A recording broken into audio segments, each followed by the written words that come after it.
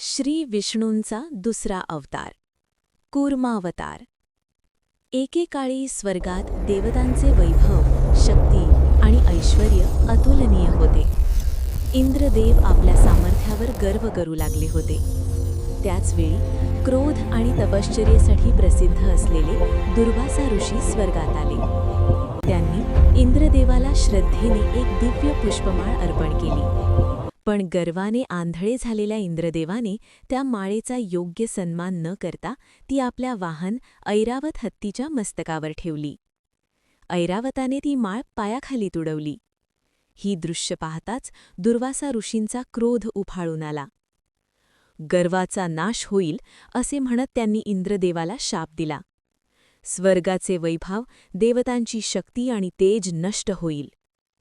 शापामुळे देव दुर्बल झाले, असुर शक्तिशाली बनले। देव भयभीत होऊन भगवान विष्णूंना शरण गेले। विष्णूंनी उपाय सांगितला। अमृत प्राप्तीसाठी सागर मंथन करा, असुरांची मदत घ्या।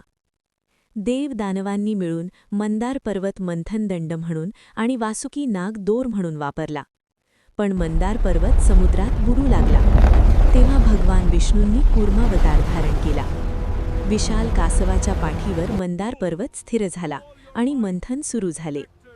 सागरातून अनेक दिव्य वस्तू प्रकट झाल्या आणि अखेर अमृत कलश बाहेर आला। असुर अमृत मिळवण्यासाठी धावले। तेव्हा विष्णूंनी मोहिनी रूप धारण करून असुरांना मोहित केले आणि देवांना अमृत दिले। देवांनी अमृत पान केले।